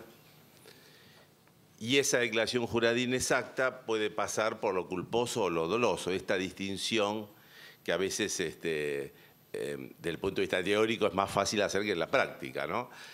Pero bueno, una herramienta realmente útil, la que hemos visto para saber por dónde pueden andar los caminos de una u otra forma. Vamos a pasar al recálculo de anticipos. Ahora, ustedes recuerdan que este tema, recálculo de anticipo de ganancias del año 2017, es un tema que veníamos trabajándolo con la Administración Tributaria. En definitiva, se llegó al punto final en esta materia. Y acá tenemos que recordar los antecedentes que teníamos y que dieron origen a este problema con el cual ahora se termina de cerrar. En primer lugar, recordamos la ley 27346, que es la modificatoria de impuesto a las ganancias. Y en esta ley aparecen básicamente dos cosas: las nuevas deducciones personales del artículo 23 y la adecuación de las escalas progresivas del artículo 90, obviamente con el efecto que esto provocaba en el impacto de la recaudación, porque disminuía la recaudación de impuesto a las ganancias. Nosotros contábamos con la resolución 4034, como sabemos es el régimen general de la determinación de anticipos que tiene la AFIP, donde para calcular los anticipos estamos partiendo siempre del monto del impuesto determinado en el periodo fiscal inmediato anterior. Teníamos el régimen opcional también, o sea, la posibilidad del contribuyente cuando él va a calcular los anticipos por ese régimen general, que interprete que los anticipos que debe pagar van a estar en demasía con lo que él estima va a ser la obligación fiscal. Entonces, bueno, acá la dirección le daba la facultad para poder realizar ese ingreso opcional. Ingreso opcional que tiene sus problemitas administrativos, es decir, así que por un lado esto es una ventaja del contribuyente, pero por otra parte hay que estar preparados a superar los obstáculos que se le van a presentar. Y este cuento termina con la resolución 4116, esta es la resolución que se publicó el 1 de septiembre, donde a través de esta resolución se pone fin al tema que estamos hablando, o sea, de los anticipos para este año 2017, a través de un mecanismo que es la adecuación de las cuentas corrientes tributarias. Esto está rigiendo a partir de ese día, 1 de septiembre. Es decir, el criterio que toma la Administración Tributaria es que el impacto que va a provocar en la recaudación vía menor impuesto tiene que también tener el menor anticipo, y para tener el menor anticipo la carga administrativa la realiza la AFIP a través de la adecuación de las cuentas tributarias. Esto es básicamente el tema de lo que estamos hablando y la nueva resolución de la AFIP. Obviamente estamos ante una norma que tiene carácter excepcional porque tiene solamente como objetivo cumplir la problemática de determinación de anticipos de ganancias del año 2017, y esto se va a aplicar para los 5 anticipos que correspondan al periodo fiscal 2017, insisto, a través del sistema cuentas tributarias. Esta adecuación que hace el fisco respecto de los anticipos va a tener en cuenta, por un lado, los nuevos conceptos de ganancia no imponible, por el otro lado, la nueva escala. Por lo tanto, hay un factor que no toma en cuenta, que es la deducción especial. Bueno, acá hay un problema que se plantea en la práctica, que sería qué ocurre si el contribuyente ya ingresó el anticipo es superior a lo que debería ingresar con este nuevo esquema, y esto también está previsto en la resolución general, porque lo que se establece es que la AFIP lo que va a hacer es proceder a reimputar automáticamente los saldos a favor que se generen a favor del contribuyente, que se generen como consecuencia de haber ingresado un anticipo en exceso. Como ustedes ven, todo lo hace la AFEP y el contribuyente tiene absolutamente todo resuelto. Bueno, cuando el recálculo administrativo no va a ser aplicable, cuando se hubiera presentado el impuesto a las ganancias por la versión 17 o anteriores, o en el régimen opcional, obviamente. Si el contribuyente tomó el otro camino, que es el régimen opcional, obviamente no toma este nuevo atajo. Y el tema de la opción, también para que quede claro, el régimen opcional de los anticipos queda obviamente abierto como una alternativa para el contribuyente. El contribuyente tiene que hacer, en definitiva, la opción de va por el régimen opcional o va por este nuevo mecanismo en las cuentas tributarias. Con lo cual, el tema hasta acá queda cerrado a través de cuentas tributarias. Y quería empezar a señalar algunos aspectos hoy vinculados sobre este tema no tenemos materiales, es un tema muy novedoso, pero quería empezar, este tema lo vamos a tratar en la próxima reunión, pero ir adelantando para ir tomando algún posicionamiento respecto del proyecto de revalúo que, como ustedes saben, ya fue presentado por el Poder Ejecutivo ante el Congreso de la Nación. Y para esto tenemos que saber que previo a este proyecto, el estado en que nos encontrábamos era que el ajuste por inflación impositivo no se podía hacer, el ajuste por inflación contable no se podía hacer, y esto terminaba en que muchos contribuyentes estaban recurriendo a la vía judicial,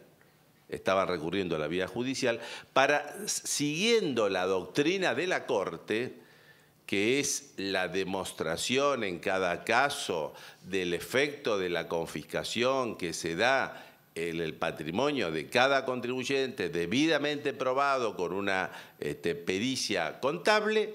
Entonces, en estos casos se iba a recurrir a la justicia para tratar de obtener un resultado positivo, obviamente con todos los problemas que tiene la justicia, ¿no? Los costos, el tiempo, etcétera, etcétera, etcétera. Bueno, ante esta situación aparece entonces este revalúo. Revalúo que para los más viejos no es novedad, porque ya conocemos de esto. A esta altura de la vida es difícil que haya muchas novedades, porque todo aparece de la misma manera, quizá con algún cambio, pero todo termina reflotándose, esto como las modas, ¿no? Todo se cambia, pero se reflota y en definitiva todo es lo mismo. Y acá pasa algo similar. Nosotros teníamos revalúos anteriores, este es un nuevo revalúo, que hay que mirarlo, y lo vamos a hacer hoy, no vamos a ir muy a lo particular, sino muy a lo conceptual para ir ubicándonos, porque aquí hay contribuyentes que tienen que empezar a tomar decisiones y esa es nuestra preocupación hoy, ¿no? La estructura que tiene esta ley es que tiene 3 títulos. El primero es el revalúo impositivo. El segundo es el revalúo contable. Y el tercero es el ajuste por inflación impositivo de ahora en adelante. El ajuste impositivo por inflación de ahora en adelante. Es decir, esta tercera parte, fíjense, esta tercera parte se escapó de la reforma tributaria. No entró en la reforma tributaria, entró antes.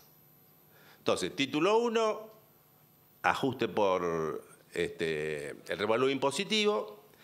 El 2, el revalúo contable.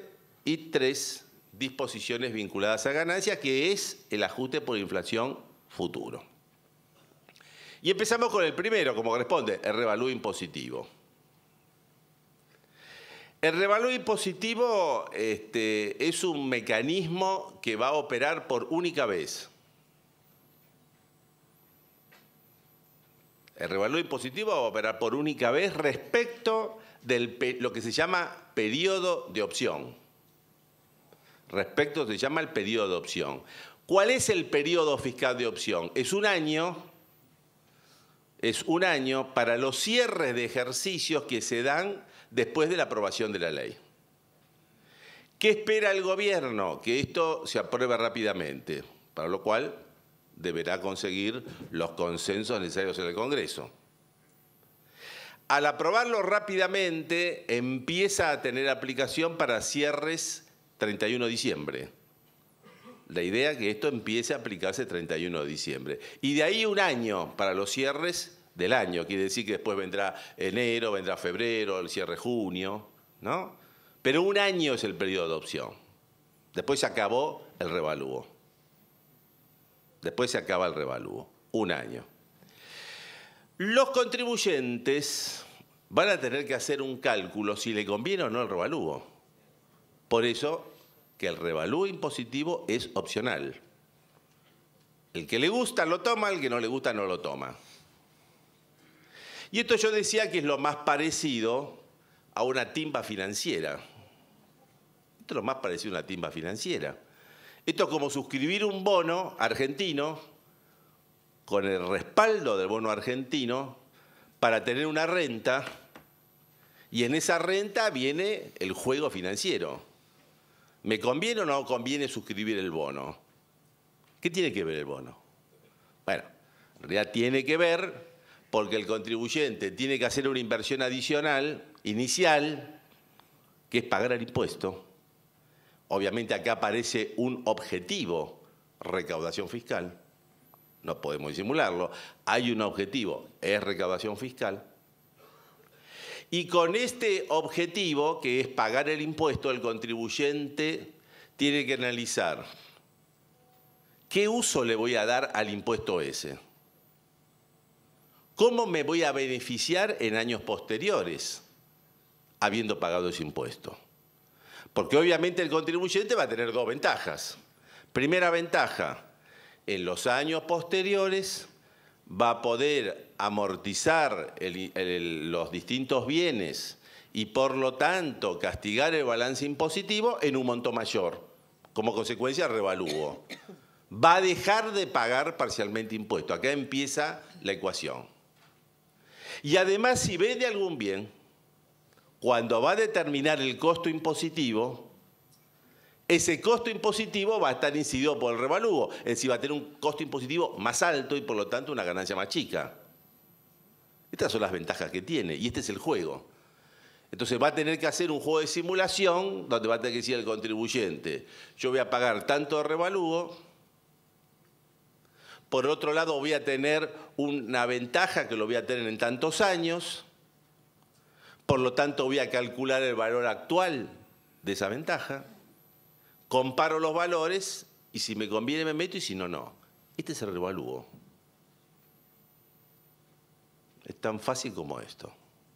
Por eso que cada uno tiene que hacer el cálculo y el régimen es opcional. El contribuyente que le gusta se mete, el que no le gusta no se mete. Muy democrático todo. Insisto con esto, hay un periodo fiscal de opción que es los cierres de los ejercicios que operan a partir de la vigencia de la ley. Y la vigencia de la ley es la publicación en el boletín oficial. La idea, insisto, es que esto comience a partir de los cierres diciembre. Bueno, el otro tema, ¿qué se puede revaluar? ¿Qué bienes se puede revaluar? Y entonces acá aparece sí alguna, yo diría alguna novedad respecto a revalúos anteriores. Uno nunca puede dejar de estar tentado con esto que es la comparación con revalúos anteriores, porque acá lo que se establece es una serie de bienes que son los que van en el artículo hasta el inciso G, A, B, hasta el G. Cada uno es una categoría de bienes y en esa categoría de bienes cada uno puede optar por revaluar por categoría. O sea, puede tomar una categoría y no la otra. Ejemplo, la categoría A son inmuebles que no son bienes de cambio. inmuebles que no son bienes de cambio. Esto se puede revaluar. ¿Cuánto vale el impuesto de esto? 8%. ¿Es caro? Depende. Depende de cada situación. Depende de cada situación. Es más, el que es caro no se mete. El que es barato brinda y se mete. Inmuebles que no son bienes de cambio. Categoría B, inmuebles que son bienes de cambio. Inmuebles que son bienes de cambio. También se pueden revaluar. ¿Cuánto paga? 15%. 15%. Bienes muebles amortizables, categoría C. ¿Cuánto paga? 10%. Bienes muebles amortizables. Acciones, cuotas, participaciones, sociedades. Bueno, acá también se puede revaluar. Esta es la categoría D, paga el 5%. Es el más barato de todo. 5%. Y después viene la categoría E, que son las minas, las canteras, bosques, 10%. Y los intangibles, que es la categoría F, 10%. Y después aparecen, ¿saben qué? Otros. ¿Cuánto pagan los otros? 10. ¿Quiénes son otros? Los que va a establecer la reglamentación. Los que va a establecer la reglamentación, lo cual falta un rato para determinarlo. Pero esto le digo porque alguno va a decir, pero yo resulta que tengo una plantación que tiene 15 años y que no está en ninguna categoría. Es verdad, no está en ninguna categoría. ¿Se puede revaluar? Depende. Si mañana entra en la categoría G, que son otros, la reglamentación. ¿Cómo se hace el revalúo? ¿Cómo se hace el revalúo? Y acá aparece que la ley utiliza lo que llama factor de corrección. Fíjese este purismo. Nadie quiere hablar de inflación, nadie quiere hablar de actualización, nadie quiere hablar de índices. Factor de corrección. ¿Qué es factor de corrección? La inflación. Pero con una distinción. En realidad, el factor de corrección lo fija la propia ley. Por eso que la propia ley tiene una tablita anexa, y esa tablita anexa, en función de los años, hay que buscarlo y aparece el factor de corrección. Ese es el que hay que aplicar para el revalúo. Todas las categorías A a G hay que hacerlos por este factor de corrección. Pero hay dos categorías. Hay dos categorías que se permite otro criterio, que es la evaluación. Lo que nosotros llamaríamos el revalúo técnico, ¿no? Es el evaluador independiente. El evaluador independiente que puede hacer un revalúo técnico. ¿Cuáles son las dos categorías? Inmuebles no bienes de cambio, inmuebles no bienes de cambio y muebles amortizables. Exclusivamente para estos dos. Quiere decir que estos dos, yo podría utilizar el sistema del factor de corrección o podría utilizar la evaluación independiente. Pero si llego a utilizar el del evaluador, tengo que hacer el cálculo del factor de corrección. Porque si con el factor de corrección me da 100 y con el evaluador me da 500, la ley desconfía del evaluador. Dice, no. Si esto superó, el valor del evaluador superó el factor de corrección, aparece una presunción de la ley que dice va por 1,5. Y ahí se acabó. Evaluador limitado. La ley le pone límites a esto. Entonces, para revaluar los bienes, tengo que ver las distintas categorías y yo puedo recurrir categoría por categoría, decir, esta la meto, esta no la meto, entra la categoría A, no entra la categoría C.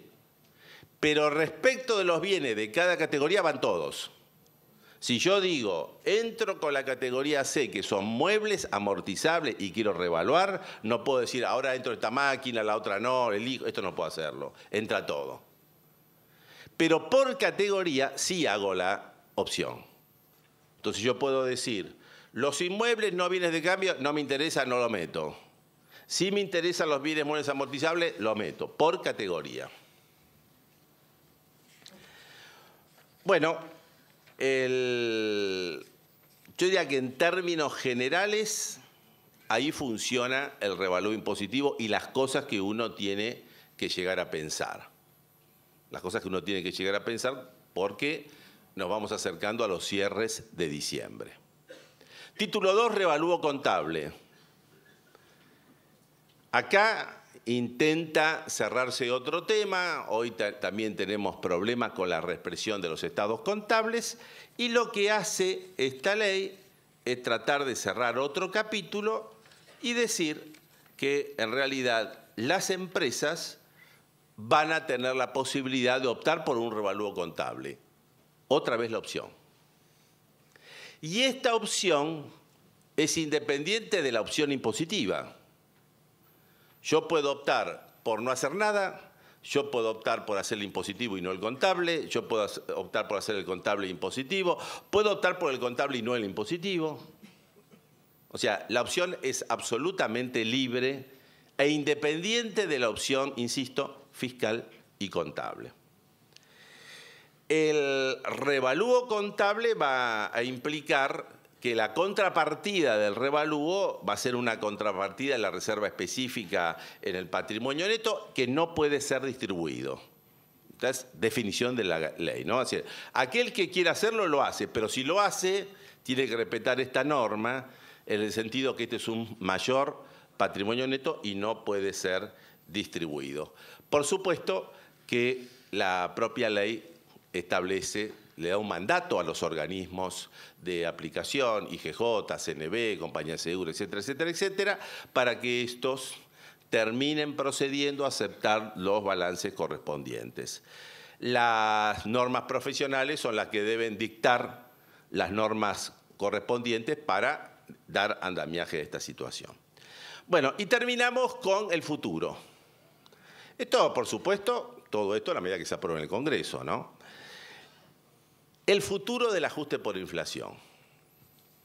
¿Cuál es el futuro del ajuste por inflación? Esto, la verdad que me pareció una medida muy positiva, el hecho de haber sacado un revalúo y de haber sacado el futuro del ajuste por inflación.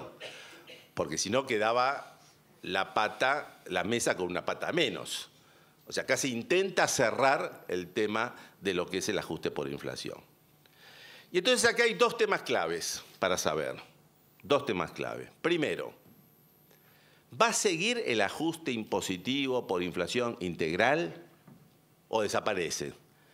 Este sistema que hoy utilizan los contribuyentes para demandar al fisco por confiscatoriedad. Este sistema, el título sexto, ¿sigue o no sigue? Sigue. ¿Sigue a partir de cuándo? Sigue a partir del primer ejercicio posterior a la opción. Quiere decir que si un contribuyente cierra el 31 de diciembre del 2017, hace el revalúo y a partir del primer balance 31 de diciembre del 2018, esto es para aquellos que dicen que la Argentina no tiene políticas tributarias. Fíjense cómo ya se empieza a pensar en el largo tiempo. Al cerrar el 2018, que es el primer ejercicio posterior a la opción del revalúo, en ese momento vuelve el ajuste por inflación. Pero el ajuste por inflación vuelve con limitaciones. La sábana corta vuelve a imponerse. No es una sábana king size, es una sábana corta. Entonces, como la sábana corta no cubre lo que tiene que cubrir. Y entonces hay que buscar una situación intermedia. ¿Cuál es la situación intermedia? Que para que el contribuyente pueda aplicar el ajuste impositivo por integral del título sexto, tiene que darse la condición que en 3 periodos fiscales se dé una inflación que combinada supere al 100%. Esto a ustedes les debe sonar de algún lado, ¿no? El 100%, las normas NIF, contables, etc. Bueno, aquí entonces es contribuyente, tiene que tomar el 18, el 19 y el 20. Y si entre estos 3 llega el ajuste por inflación del 100%, ahí hace el ajuste por inflación integral. Pero el Poder Ejecutivo, para que la gente no se ponga tan ansiosa, le dice, bueno, una pequeña ayudita. Una pequeña ayudita. Si el primer cierre posterior al 31 de diciembre del 2017, que es el 18, ya se da una inflación, el país no querido, ¿no? Una inflación que supere la tercera parte del 100, ya puede hacer el ajuste por inflación y no tiene que esperar tanto. Esto es futuro del ajuste por inflación integral. Entonces, se puede realizar, sigue vigente, pero sujeto a este 100%. Muy bien, sacamos esta alternativa y tenemos que ir a la otra. La Argentina es un país que va creciendo, va disminuyendo la inflación, no estamos en nada de esto, nadie se puede meter. ¿Qué pasa con el ajuste por inflación? El ajuste por inflación, si no se dan estos elementos, se va a aplicar, pero respecto de nuevas inversiones. Y acá esta norma aparece como una norma de fomento a las empresas para favorecer las inversiones. Si la empresa invierte, la empresa va a tener un beneficio que respecto de esas nuevas inversiones, no de los anteriores, porque no se llegó al 100%, pero respecto de las nuevas inversiones va a poder practicar el ajuste por inflación. Entonces, como ven, el ajuste por inflación seguiría, pero limitado respecto del integral y limitado también del parcial. Hacemos un descanso y seguimos. Perdón. Les invitaría a sentarse porque le voy a pedir 3 minutitos más, que viene la parte del marketing ahora. 3 minutitos más. En el mes de octubre nosotros tenemos nuestro congreso tributario, que se va a hacer en Mar del Plata, y tenemos un video para compartir de 3 minutitos con ustedes. Les pediría 3 minutitos más y después nos vamos.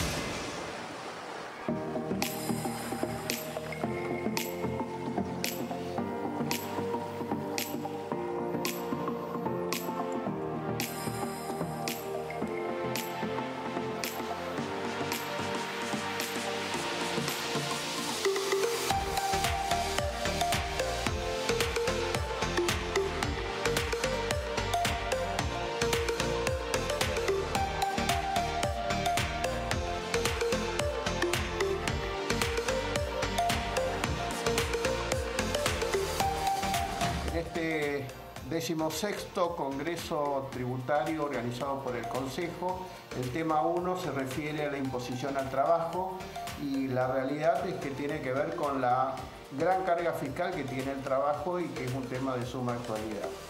Vamos a desarrollar unos subtemas importantes como las jubilaciones, el tratamiento que debe tener el impuesto a las ganancias.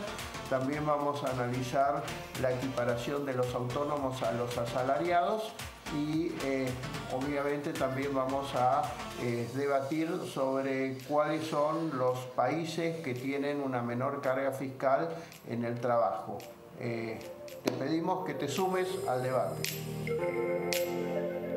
Bueno, el tema que nos ocupa es la economía digital y el proceso de creación de valor con intangibles.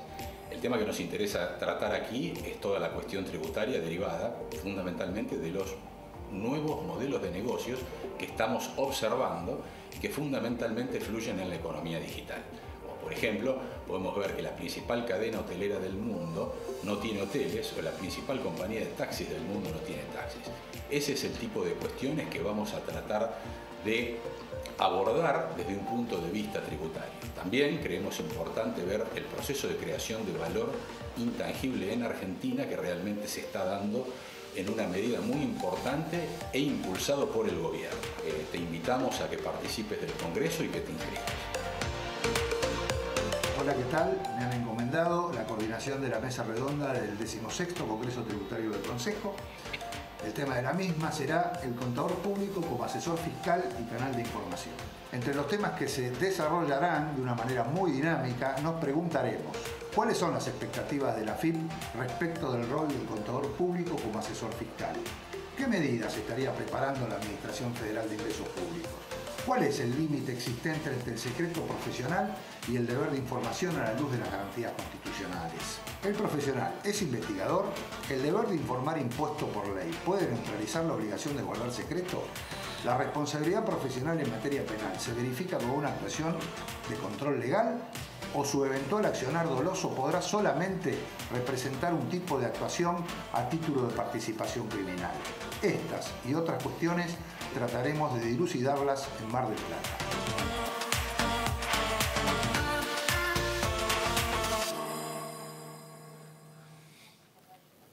Muy bien, muchas gracias.